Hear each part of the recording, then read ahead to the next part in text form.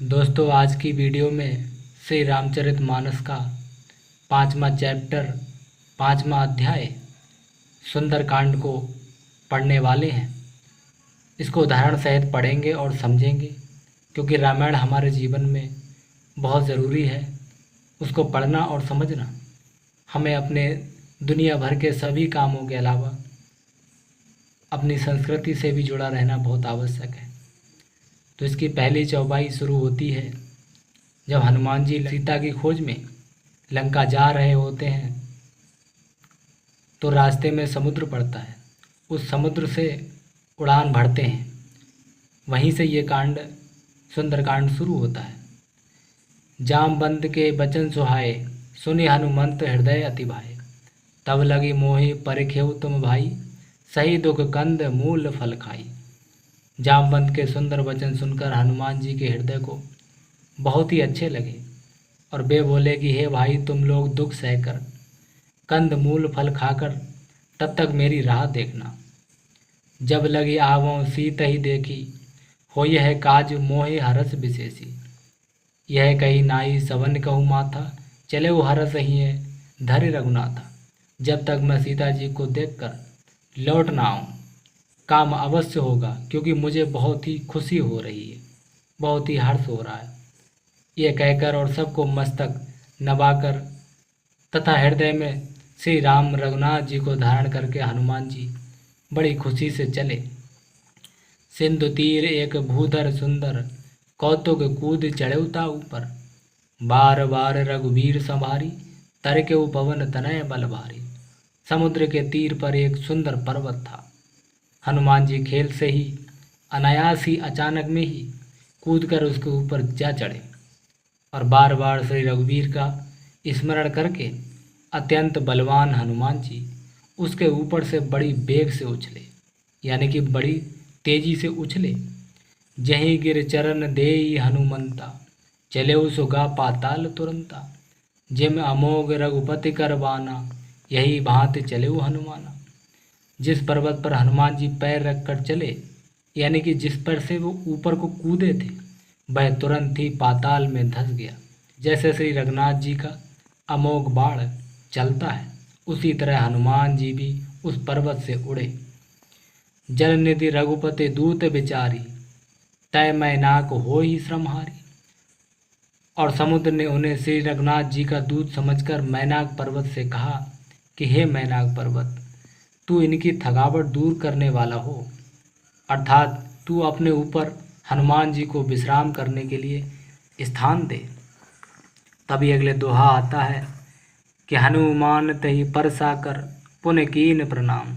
राम काज कीन है बिन, मोहि कहाँ विश्राम।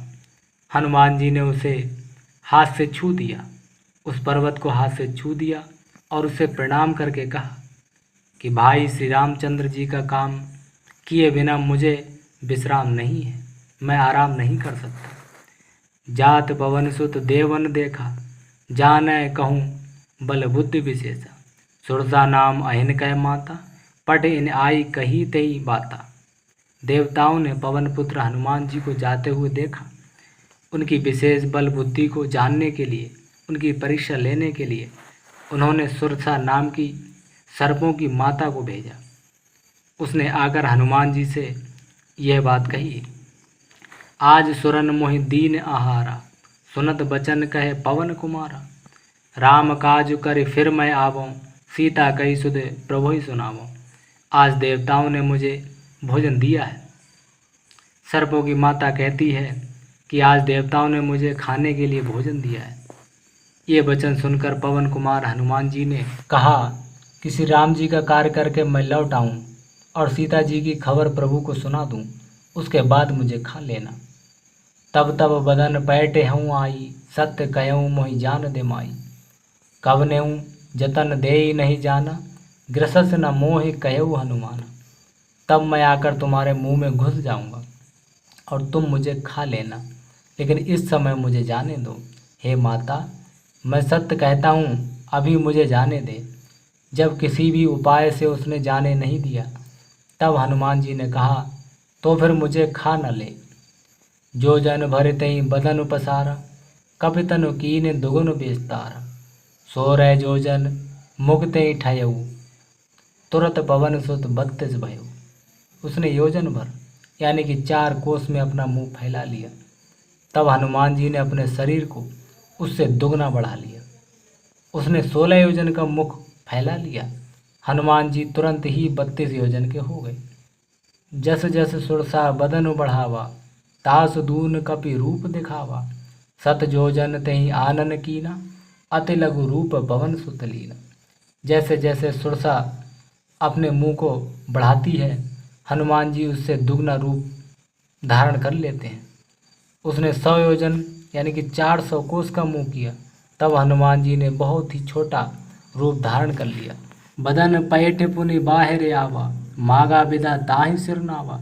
मोहि सुरन जय लाग पठावा, बुद्धि बल मरम तोर मैं पावा।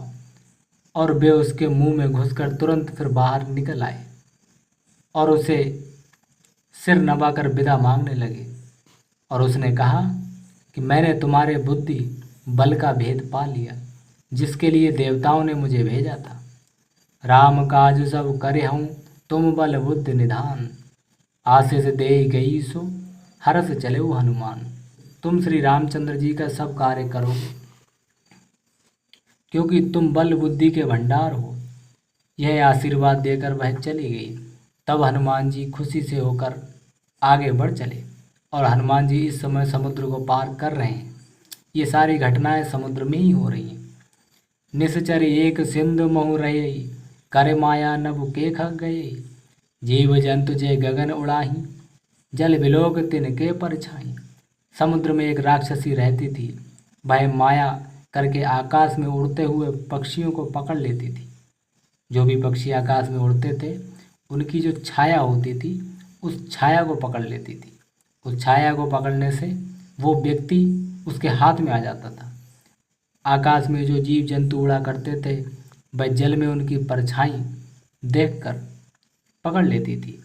गयई छां सक सो न उड़ाई, यही विध सदा गगन चरखाई। सोई चल हनुमान कह कीना, तासु कपट कपि तरत ही चीना।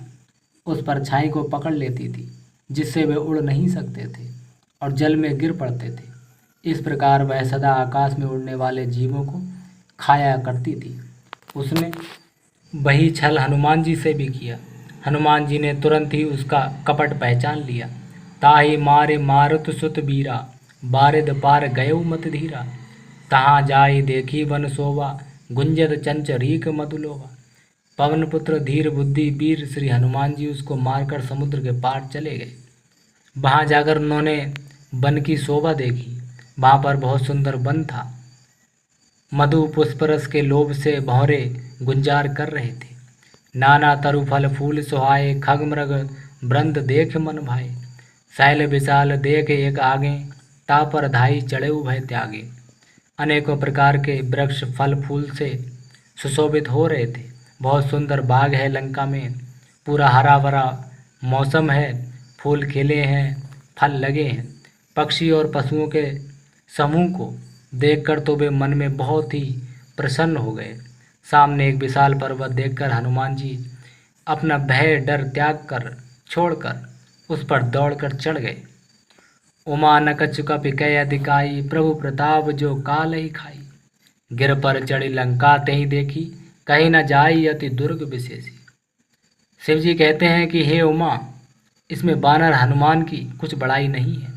यह तो प्रभु श्री राम का प्रताप है, उनकी कृपा है जो काल को भी खा जाता है। पर्वत पर चढ़कर उन्होंने लंका देखी और बहुत ही बड़ा किला दिखाई दिया। कुछ कहा नहीं जाता। अति उतंग जल नित चहु पासा, कनक कोट कर परम प्रकाशा। वह अत्यंत ऊंचा है, उसके चारों ओर समुद्र है, सोने के परकोटे हैं यानी कि 4 दीवार है, उसका परम प्रकाश हो रहा है। उस लंका में बहुत ही तेज प्रकाश दिखाई दे रहा है। कनक कोट विचित्र मणिकृत, सुंदरायतना घना। चौहट्ट हट्ट सुबट्ट बीथी, चारुपुर बहु विधि बना। गजबाज खच्चर निकर पदचर रथ, बरूथन को गन। बहुरूप निश्चर जूथ, अतिबल सेन बरनथ नहीं बने। इसको कहते हैं छंद। शुरुआत में यहाँ पर लिखा है छंद, इसको छंद कहते हैं। विचित्र मणियों से जड़ा हुआ सोने का परकोटा है, उसके अंदर बहुत से सुंदर सुंदर घर हैं, चौराहे, बाजार, सुंदर मार्ग और गलियां हैं। सुंदर नगर बहुत प्रकार से सजा हुआ है। हाथी, घोड़े, खच्चरों के समूह तथा पैदल और रथों के समूह को कौन गिन सकता है। अनेक रूपों के राक्षसों के दल हैं, उनकी अत्यंत बलवान सेना वर्णन करते नहीं बनती। हनुमान जी ये सब देखकर बहुत आश्चर्य महसूस कर रहे हैं। आगे एक छंद और आता है कि बन बाग उपवन बाटिका सरकूप बापी सोहहीं, नर नाग सुर गंधर्व कन्या रूप मुनि मन मोहहीं, कहूँ माल देह विशाल शैल समान यति बल गरजहीं, नाना अखारिन भिरहीं बहुविध एक एकन तरजहीं। वन, बाग, उपवन और बगीचे, फुलवाड़ी, तालाब, कुएं और बावलियाँ सुशोभित हैं। मनुष्य, नाग, देवताओं और गंधर्वों की कन्याएं अपने सौंदर्य से मुनियों के भी मनों को मोह लेती हैं। कहीं पर्वत के समान विशाल शरीर वाले बड़े ही बलवान मल्ल पहलवान गरज रहे हैं और वे अनेकों अखाड़ों में बहुत प्रकार से भिड़ते और एक दूसरे को ललकारते हैं। और ये सब लंका में हो रहा है। हनुमान जी उसको छुपकर एक पहाड़ से देख रहे हैं। करि जतन भट कोटिन बिकट तन, नगर चहुँ दिस रक्षहीं, कहूँ मैं से मानुष धेनु खर अज खल निशाचर भक्षहीं। यही लागे तुलसी इनकी कथा कछ, एक है कही रघुवीर सरती रथ शरीरन त्याग गत पय हहीं सही। और भयंकर शरीर वाले करोड़ों योद्धा यत्न करके बड़ी सावधानी से नगर की चारों दिशाओं में सब ओर से रखवाली करते हैं। कहीं दुष्ट राक्षस भैंसों, मनुष्यों, गायों, गधों और बकरों को खा रहे हैं। तुलसीदास ने इनकी कथा इसलिए कुछ थोड़ी सी कही है कि ये निश्चय ही श्री रामचंद्र जी के बाण रूपी तीर्थ में शरीर को त्याग कर परम गति पावेंगे। अगले दोहा आता है, इसको दोहा बोलते हैं। पुर रखवारे देख बहु कपि मन कीन विचार, अतुलग रूप धरौ नगर करौ पैसार। हनुमान जी कहते हैं कि नगर के बहुसंख्यक रखवालों को देखकर हनुमान जी के मन में विचार आया कि अत्यंत छोटा रूप धर लेता हूँ और रात के समय नगर में प्रवेश करूँगा। मसक समान रूप कपि धरी, लंकई चलेउ सुमिर नर हरि, नाम लंकनी एक निश्चरी, सो कहे चलिस मोहे निंदरी। हनुमान जी मच्छर के समान छोटा सा रूप धारण कर लेते हैं और श्री भगवान श्री रामचंद्र जी का स्मरण करके लंका को घुसने का प्रयास करते हैं। लंका के गेट पर ही लंकनी नाम की एक राक्षसी रहती थी। वह बोली, मेरा निरादर करके बिना मुझसे पूछे कहाँ चला जा रहा है। जान ही नहीं मरम सट मोरा, मोर आहार जहाँ लग चोरा, मुटका एक महा कब्यहनी, रुद्र बमत धरनी ढनमनी। हे मूर्ख, तूने मेरा भेद नहीं जाना। लंकनी कहती है कि हे मूर्ख, तूने मेरा भेद नहीं जाना कि मैं कौन हूँ, और जहाँ तक जितने भी चोर हैं वे सब मेरे आहार हैं, यानी कि उन्हें मैं मार देती हूँ या खा लेती हूँ। तू कौन है जो यहाँ से निकल के जा रहा है। महाकवि हनुमान जी ने उसे एक घूंसा मारा, जिससे वह खून की उल्टी करती हुई पृथ्वी पर लुढ़क पड़े। दोस्तों, इसकी आगे की कथा श्री रामचरितमानस कल की वीडियो में जारी रखेंगे। कल की वीडियो यहीं से शुरू करेंगे और आगे की वीडियो देखने के लिए हमारे वीडियो को लाइक करके चैनल को सब्सक्राइब अवश्य कर लें।